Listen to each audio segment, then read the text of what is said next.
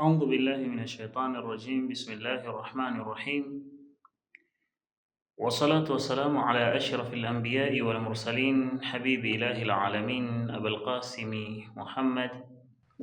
اللهم صل على محمد وآل محمد. السلام عليكم ورحمة الله وبركاته. Ama ndugu zangu Waislamu, tukiwa tupo katika mwendelezo wa kipindi chetu ambacho tumekianza katika masiku yaliyokuwa yametangulia kidogo kuhusiana na masala nzima za kujilea, na baada ya kumlea au kujilea mtu binafsi, maana yake itakuwa ndiyo njia ya kuweza kulea jamii, kwa sababu katika kuitengeneza jamii iliyokuwa njema na jamii iliyokuwa salama ni lazima watu mmoja mmoja, kila mtu awe na tabia zilizokuwa nzuri. Kwa tuliona ya kwamba mwanadamu katika maumbile yake ana pande mbili katika mazungumzo yetu yaliyoisha. Ana upande wa kimwili na ana upande wa kiroho, na tukaona pande zote mbili hizi mwanadamu anapata matatizo, yani anapatwa na ugonjwa, na tumefika katika kipengele cha kwamba mwanadamu ili aweze kutibiwa katika upande wowote lazima awe na mtaalamu ambaye ni mbobezi katika upande huo, na tumesema ya kwamba mbobezi wetu katika upande wa matibabu ya kiroho ni Bwana Mtume Muhammad sallallahu alaihi wa alihi wasallama.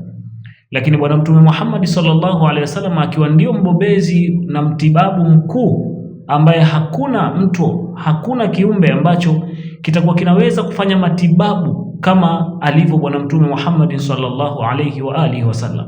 Hivyo basi tunaona ya kwamba Bwana Mtume baada ya kufanya kazi yake hii ya kutibu na kuwarekebisha watu katika matatizo mbalimbali ya kiroho, kwa sababu katika mambo hayo ambayo aliyazungumzia na mambo aliyowafundisha na kuwatibu watu yalikuwa ni mambo ambayo yanahusiana na mambo yanayotaalak na masuala ya moyo, roho, nafsi, qalb.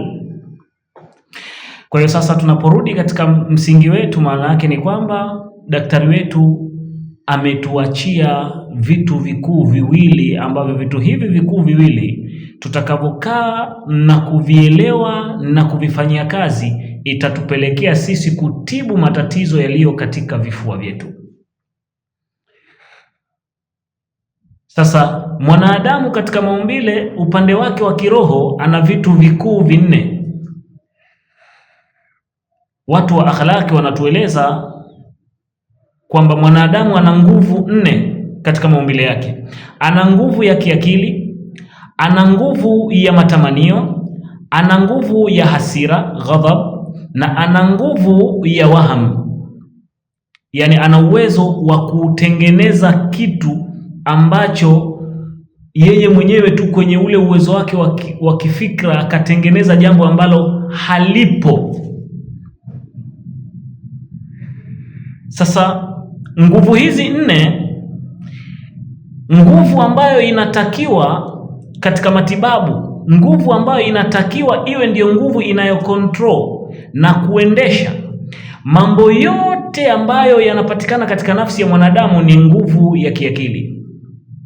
Kwa hiyo nguvu ya kiakili ndiyo nguvu ambayo inatakiwa iwe ina control mfumo mzima wa maisha ya mwanadamu, ili matamanio yake yawe na mipaka, ili ghadhabu zake, hasira zake ziwe na mipaka, ili mwanadamu huyu nguvu yake ya waham, ile ya kuandaa vitu vilivyokuwa viko nje kabisa na uwepo, pia viwe na mipaka na vikontroliwe, yani kwa maana ya kwamba viwe katika misingi maalum. Kwa hiyo nguvu ambayo inatakiwa ifanye kazi zaidi kuweza kurekebisha na kuziendesha nguvu hizi tatu ni nguvu ya kiakili. Nguvu ya kiakili, na nguvu hii ya kiakili ndiyo ambayo Mwenyezi Mungu Subhanahu wa Ta'ala katika baadhi ya aya anatueleza kwamba Mwenyezi Mungu alipomuumba mwanadamu alimpa kitu ambacho kinaweza kupambanua, na pambanua hili niliko hivi na hili liko hivi. Anasema Mwenyezi Mungu Subhanahu wa Ta'ala, bismillahir rahmanir rahim, wa nafsin wa ma sawaha, na apa kwa nafsi na aliyeitengeneza na aliyeiumba nafsi. Fa alhamaha fujuraha wa taqwaha, na Mwenyezi Mungu baada ya kuiumba nafsi akaifahamisha, akaipa elimu, akaipa nukta za msingi ambazo zinaweza kupambanua na kubainisha kwamba zuri ni lipi, baya ni lipi. Anaendelea Mwenyezi Mungu anatueleza katika Qur'ani, anasemaje? Anasema kad aflaha man zakaha. Kwa hiyo kufaulu kwa mwanadamu maana yake ni yule mwanadamu ambaye nafsi yake itakuwa safi. Ndio maana katika aya ambayo tuliwahi kuitanguliza Mwenyezi Mungu anasemaje? Inna akramakum indallahi atqakum, hakika kiumbe bora mbele ya Mwenyezi Mungu ni yule mcha Mungu zaidi. Ni yupi huyo? Kad aflaha man zakaha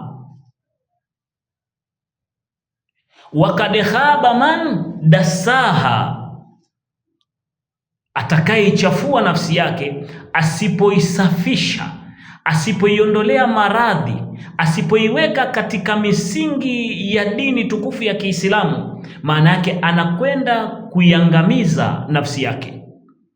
Mwenyezi Mungu Subhanahu wa Ta'ala anatueleza ni namna gani tunaweza tukafikia katika namna ya kuweza kuwa ni viumbe bora. Kwa matibabu yetu kama tulivyoashiria ni kwamba yatasimama kwa kutumia Qur'ani al-Karim, na yatatumia matibabu yetu katika kizazi cha Bwana Mtume Muhammad sallallahu alayhi wa alihi wasallam. Kwa nini? Kwa sababu Mtume akiwa anaondoka katika ulimwengu anatueleza ya kwamba inni tarikum fikum thaqalaini, mimi naondoka lakini nawaachieni vizito viwili. Vitu hivi viwili ndivyo ambavyo tukishikamana navyo sisi kwa pamoja, tukishikamana navyo hivi vitu viwili, maana yake ni kwamba lan tadhillu, hatuwezi kupotea.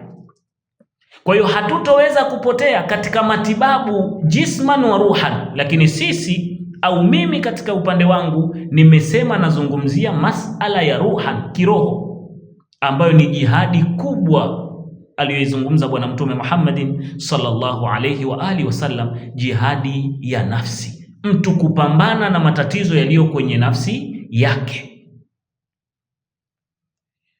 Na ni kwa nini mada hii huwa naipendelea sana? Kwa sababu cha kwanza, hii mada ndio inaweza ikatutengenezea jamii iliyo safi. Tunataka tuitengeneze, mfano tunataka tuitengeneze Tanzania yetu.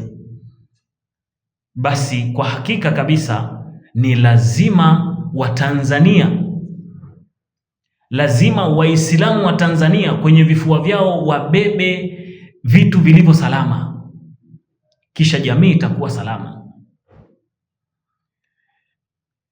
Kwa hiyo nukta yetu ya kuilea nafsi na kuisafisha na machafu inafanana wazi kabisa, nukta hii inafanana wazi kabisa na namna ya kuweza kuulea mmea, kwa sababu nafsi ya mwanadamu kama tulivyotangulia kusema ina nguvu nne, na nguvu moja ndio inatakiwa kuongoza nguvu zote hizi.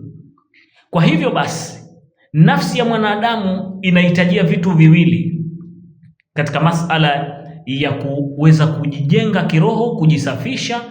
Maana yake mwanadamu anahitajia kitu cha kwanza, katika mustalaha wa kiakhlaki tunaita anahitajia at-takhalli. Takhalli maana yake ni kuondoa vitu ambavyo ni nini? Ni vibaya. Alafu anahitajia kitu cha pili, at-tahalli. Tahalli maana yake ni kujipamba na vitu vilivyo vizuri. Kwa mfano tungeuchukua mti, mmea, maana yake mmea utakapokuwa tayari umeuandaa katika shamba lako, mmea huu unahitajia mambo makuu mawili.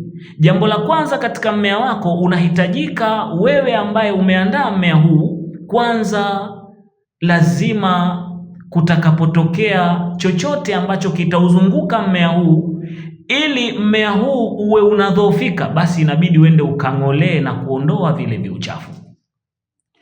Baada ya kung'olea na kuondoa vile viuchafu, bado sio kwamba imetosheleza, lakini bado mmea utahitajia maji, lakini wakati mwingine utahitajia mmea huu kuongezewa mbolea. Kwa hiyo tunapokwenda katika malezi ya kiroho, malezi ya kinafsi, kuondoa maradhi ya kiroho, maana yake tunahitajia vile vile kuondoa vitu ambavyo ni vitu vichafu katika nafsi zetu, lakini pia kuweka na kupachika vitu ambavyo ni vizuri katika nafsi zetu. Kwa hiyo insha Allah Mwenyezi Mungu Subhanahu wa Ta'ala atakapotuwezesha katika kipindi kingine tutakapokuja, maana yake tutakuja kuangalia sasa katika zile nguvu tuliosema ni lazima nguvu ya akili iwe ndiyo inatawala na kuzunguka nguvu zote.